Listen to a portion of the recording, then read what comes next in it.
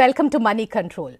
Indian markets are witnessing the sharpest correction since the pandemic. While multiple factors are contributing to the fall, one of the most talked about and visible pain points is the unabated selling by foreign investors. Why is this happening? How much more will foreign investors sell?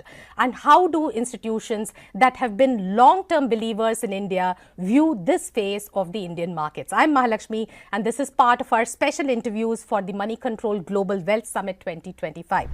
To shed light on this critical topic, I have with me two very special guests, Rita Tahilramani from Aberdeen Asset Management, the largest active asset manager in UK, Hiren Dasani, co-head of emerging market equities and lead portfolio manager for India equity strategy at Goldman Sachs Asset Management. Rita and Hiren, thank you so much for joining me for this very important discussion.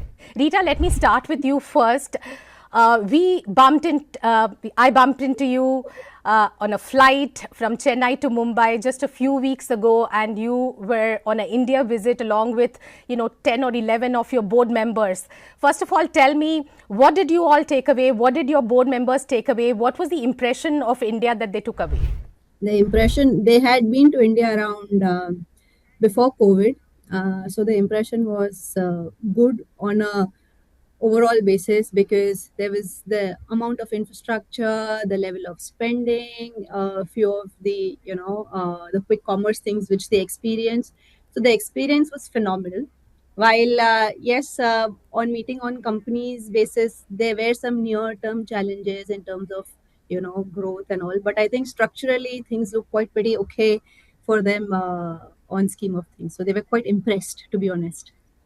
Okay, so and for you from the visit, what was your own takeaway as a fund manager? Because one thing is for board members to see this as a structural story where you need to remain invested, but you as a fund manager look at it from near-term challenges, reallocating to other emerging markets, etc. What are your things that concern you? What are the things that comfort you? So in terms of things which we take away from the India market is, as we've been saying in the past, that India remains quite a structural story in terms of whether be the earnings growth, in terms of the government fiscal being quite prudent, as well as the political continuity, which gives confidence on the India structural story. Yes, there are near-term headwinds in terms of the government capex spends, which have been lower. But as you see today, yesterday, the data has been published for government capex. There has been an improvement in the government capex spending. Consumer, yes, there is a weakness in terms of demand across the board on the consumer side. But there are pockets where there is an element of demand which is still resilient, I would say. So I think India is quite a bottom-up market in scheme of things.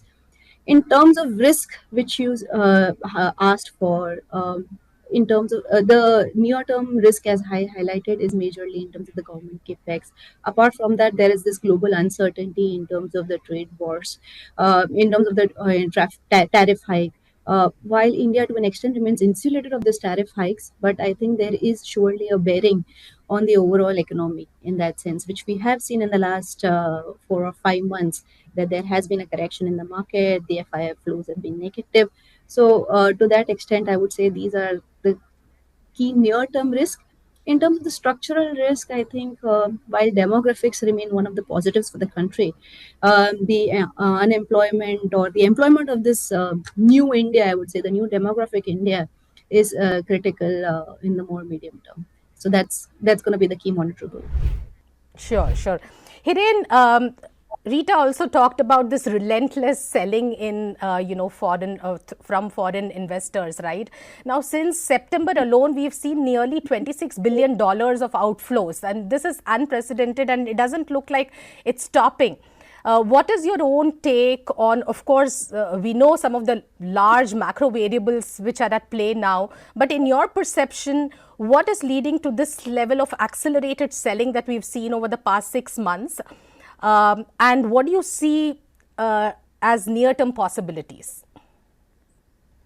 Thank you, Mahalakshmi. First of all, thanks for inviting me, and glad to be here today.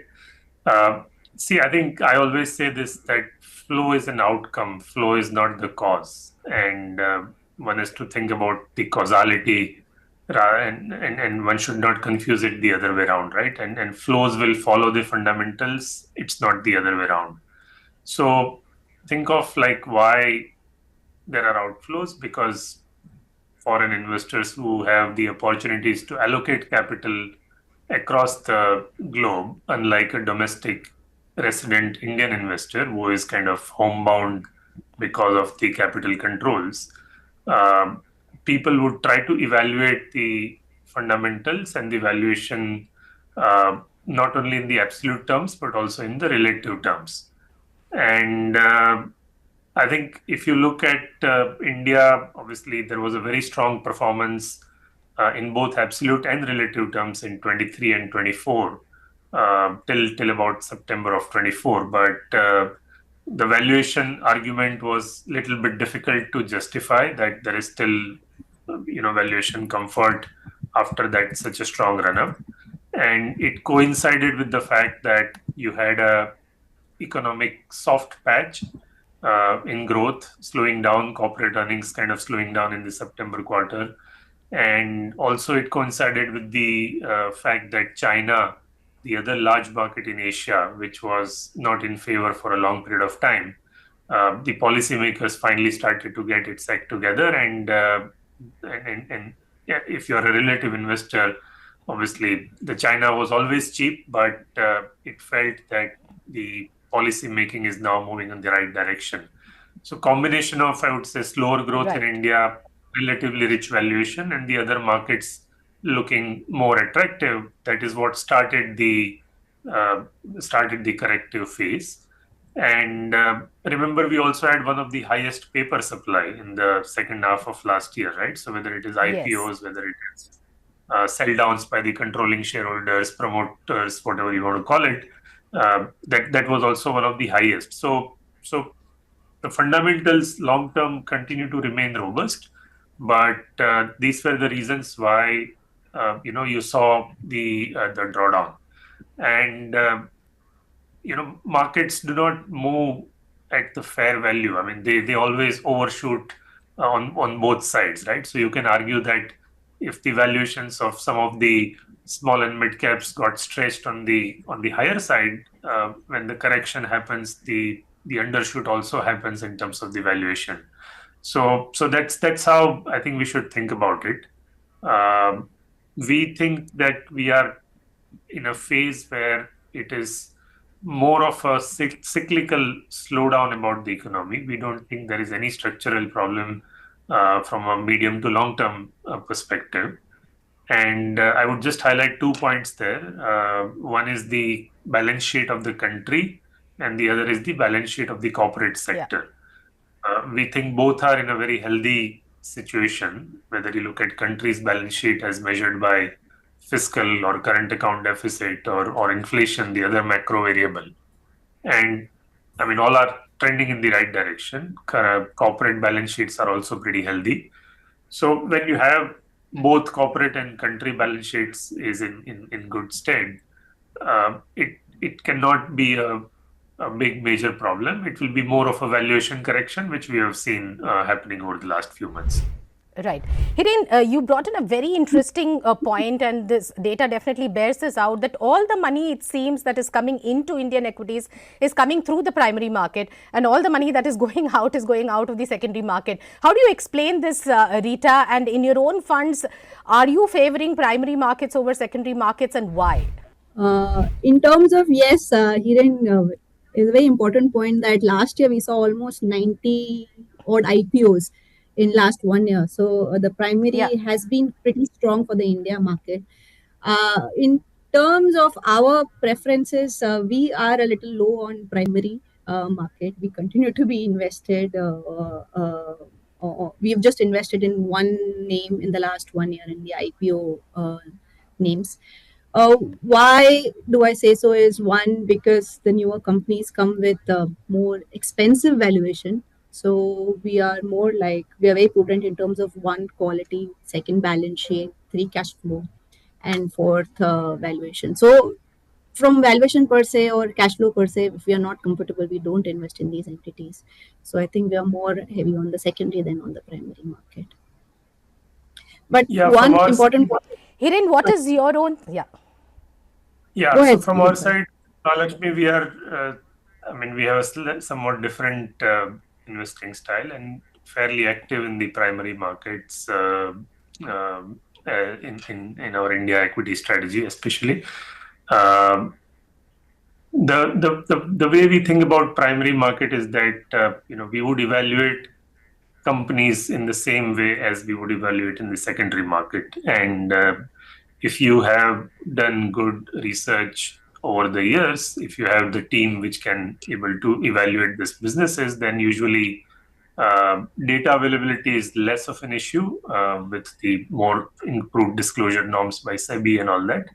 So we evaluate everything, obviously, but we do have two major yardstick when we evaluate any IPO. One is that is there a secondary market exposure which is available in a similar type of business, and if not, then you evaluate it on its own fundamentals. And if there is a secondary market exposure available of the similar characteristics, then obviously you would need a substantial valuation discount compared to what you are getting in the secondary market to avoid the uncertainty of the listing period timelines, right? So that's how we typically look at the IPOs. What happens is that when there is such a sharp correction in the market, there is always a valuation mismatch which gets created between the sellers and the buyers, and that's where temporarily you will see kind of more slowdown in the IPO activity.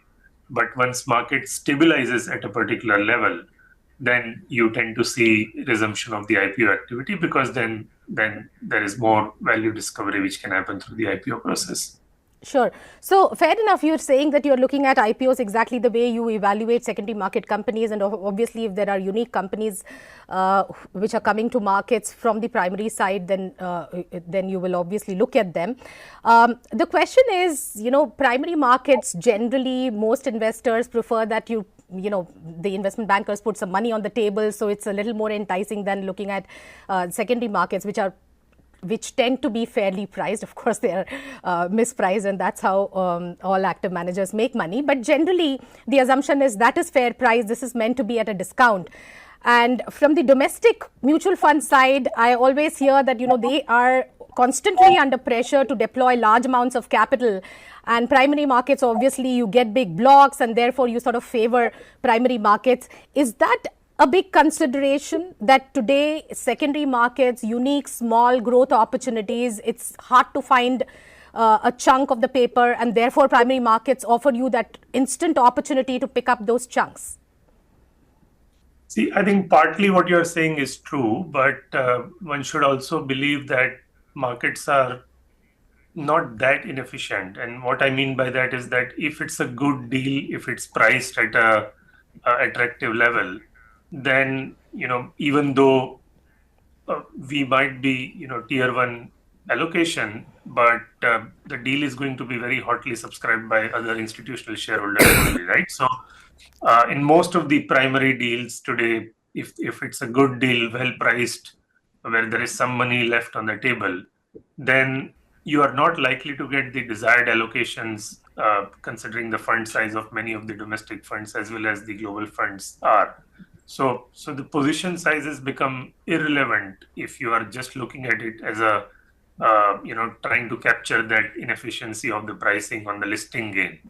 I think one has to look at the IPOs more from, are you willing to buy this company even if 15-20% higher or lower on the listing? And are you willing to be a long-term shareholder with these companies? And are you willing to be associated with this management team for a long period of time? Our strategy always has been that if we are willing to do that, then we'll do IPO. Otherwise, we'll just not. We'll never go in for a flip. Let's put it that way. Okay, understood. So moving on to something that is in conversation now, Rita, how does this conversation around Trump tariff, does it change the complexion of India on a relative basis?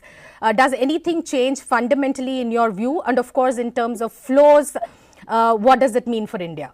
So in terms of on isolation, if I see, yes, it doesn't impact much. The Trump tariff doesn't affect much of the Indian economy. Indian economy to an extent is isolated from the Trump tariff. But on relative basis, you rightly pointed out, their most important point is in terms of the capital flows. There has been, if you see the last 4-5 months, there has been capital flows back to the US market, because and US is also strengthening. So that does have a bearing on the overall India market. Apart from that, also there is more sentimentally negative on the India market in terms of the overall flows, and that is, as we just discussed in the past also, that there has been some impact on the FII's flows sentimentally also, that way. So I think, yeah. Sure. And Hiren, right now, if I'm not wrong, the FII stake in India stands at 17.44% or so. And it's a far cry from the peak. I think peak was nearly 35%. How much more room for foreign selling do you see from here?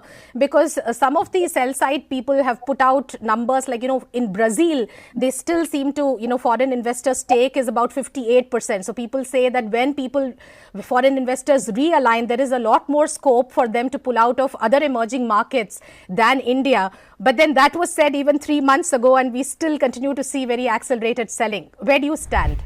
I think we should all be very happy and proud that the domestic institutional investor base is developing quite rapidly, and which is making the overall Indian markets fairly deep and more liquid, right? And if you have the ability to execute trades across more number of names, and if you have ability to execute large inflows and outflows, then it in a way gives you much more confidence to deploy more capital in that market. So, I mean, I would not bother too much about the percentage ownership. I mean, it is, as I said earlier, flows will come if the relative fundamental attractiveness goes up. And when I say relative fundamental attractiveness, I mean in terms of growth characteristics looking better and valuations looking more reasonable. So, I mean, whether it is foreign investor or domestic investor, right? Everybody is there to make money. And if India becomes attractive from a relative valuation perspective, it does not need to be absolutely cheap in absolute multiples. It needs to be attractive in terms of its own economic trajectory, right? So we all know that India's valuation multiples are always expensive compared to some of the rest of the region, and the reason for that is more about structural, stronger for longer type of growth, less volatile growth, and all of those things are pretty well known. But it's also more about, is the belief that earnings growth is now bottoming out? Is the belief that economic growth has already bottomed out? And is the belief that earnings growth likely to get better from here? If that belief starts to, become more prevalent, then the flows will come back again. So that's how I would kind of think about it. Yeah. Okay, Rita, good you brought in this point on relative valuations. I mean, we constantly make this comparison between India and China, and this was especially talked about last year when everybody was talking about the stimulus actually reigniting Chinese market. It didn't come through the way one feared.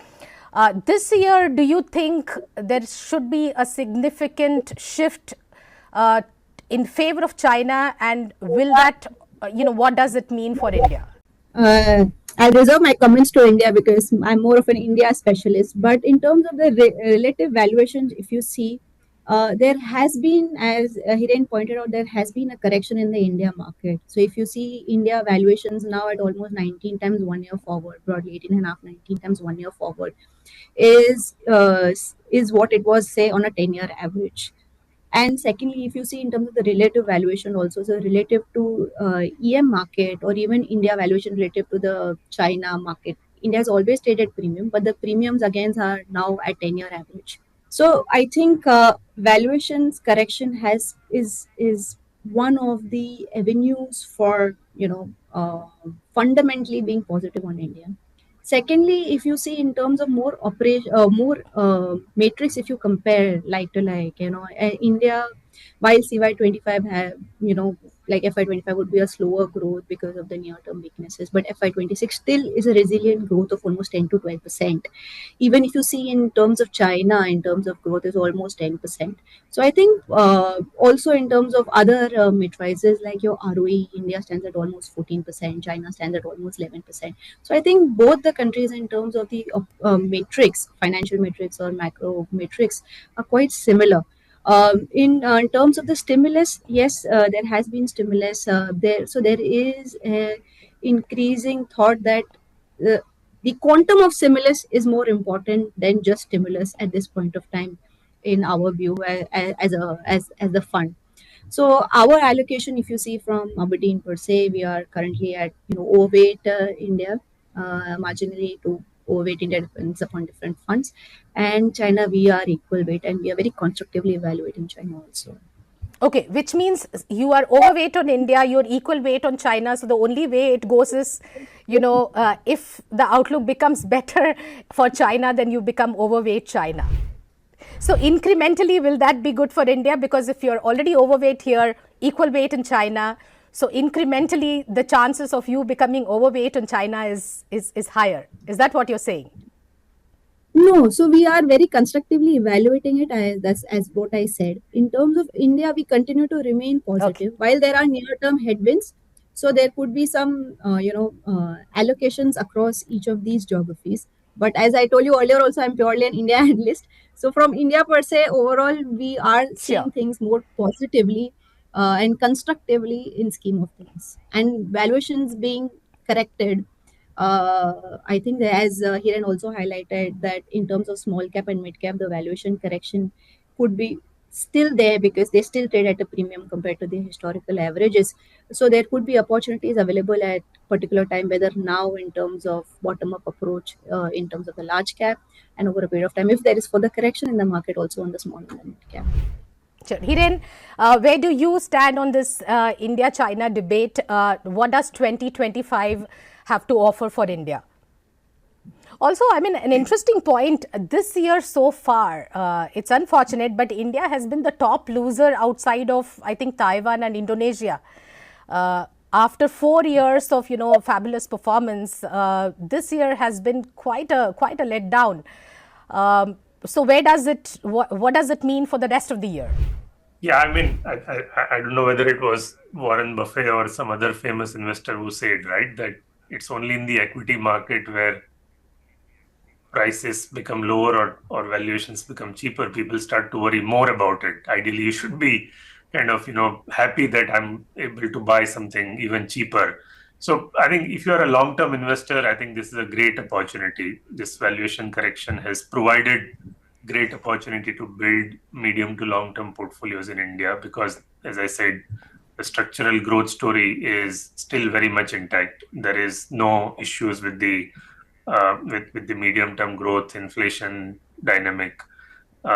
So valuations have corrected. It is providing better opportunities, and generally, in our view, mid and small cap is always much more about bottom-up stock picking, and you need to be far more differentiating in the mid and small cap, obviously, because the management evaluation, the variability with growth over a longer period of time, execution capabilities. I mean, those are the things where the variabilities can be more in the mid and small cap. So it's always going to be much more about security selection, bottom-up stock picking, finding the right management team, etc., rather than taking a view on the overall segment per se. I mean, yes, you need to be aware of where the segment valuations are compared to its own history, and it's one of the data points in your decision making. But for us, mid and small cap investing is always very idiosyncratic, stock picking driven. And that's where we tend to be somewhat overweight on that segment consistently because we believe that's a great alpha generating segment.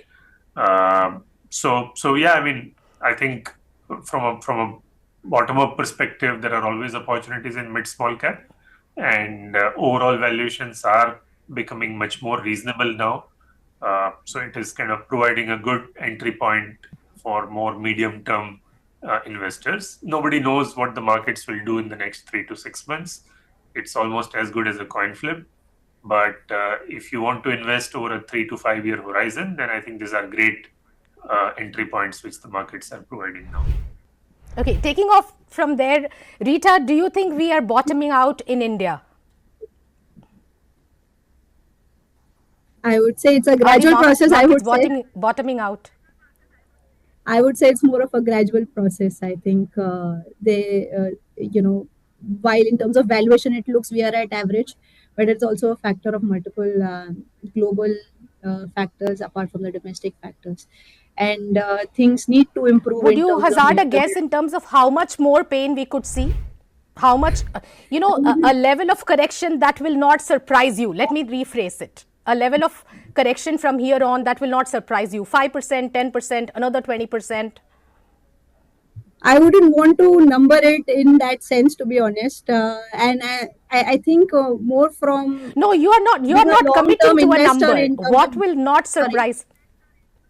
huh? Sorry, I'm come back. saying you don't need to commit. You don't need to commit to a number. I'm just asking something that you will not be surprised about. Another 10%, will you be surprised? Another 20%, will you be surprised? Yeah, I think maybe possibly since you're telling me to put a number, maybe a 10% kind of a correction possible. But I think from our per se, it does not really matter because it becomes an opportunity. But since you're a more long-term investor and at these valuations also where there is a bottom-up kind of a strategy which we adopt, I think we would take that as a approach then waiting for that last 10% kind of a correction. If we think the competitive moat is intact, the cash flow is intact, and also the valuations are reasonable, we would be a entrant into the name then nudging on a very near term kind of a number in my view. That's what I think. Hiren, how much more correction that will not surprise you? Yeah, let me take a shot at that in a slightly different way, Lakshmi. So, I mean, what is the standard deviation or the volatility of the Indian market, right? It is about 16-17% annualized volatility is there of the Indian market. I mean, this is more of a fact I'm stating here. So at any given point of time, whether you are at this valuation or at any given valuation, right? High single digit variation is always possible, right? So 5%, 7%, that is the standard deviation driven. I mean, you can always never rule it out, that kind of market movement, and that's just the equity market volatility. Now we are at a point where valuations are broadly in line with the 10-year average multiples. They are still not much cheaper or one standard deviation below the long-term average multiples, but we are at a long-term average multiples. So I think the question to be asked is that what takes the market much lower than the long-term average? And that will give you the answer whether the correction would be more or not. If one believes that the macro fundamentals are solid, and if one believes that corporate profitability is improving or the earnings growth is improving, as consensus seems to be suggesting that September quarter was probably the worst quarter in terms of year-on-year earnings growth. If economic growth is also improving, then what does it take for the valuation to go much below the long-term average multiples?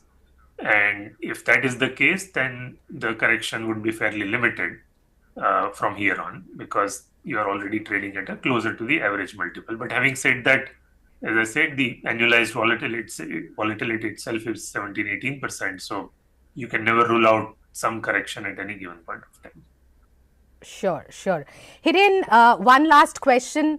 I have no doubt that 100% of your heart is in India. But how much of your money is allocated to India in your emerging markets fund? We generally do not take... Is that an overweight at this point in time? Yeah, so ours is very bottom-up philosophy, Mahalakshmi. Even in the emerging market, I mean, we try to find better ideas. We try to find where we are fine, where we think we can make money over a period of time, and try to generally keep the country overweights and underweights within a band, rather than taking a very top-down view that this country is looking good or not. So our country allocations are always going to be in and around the benchmark, and it's no different even today. Okay. But that's just our On that note, thank you so much. Sure, understood. Thank you so much. That's all we have time for. Hiren, Rita, thank you so much for joining me for this very important discussion. Thank you. Thank you. Thank you so much for joining me on this very important discussion. Stay tuned to Moneycontrol for all your news and views. And of course, don't miss the other discussions on Moneycontrol Global Wealth Summit 2025.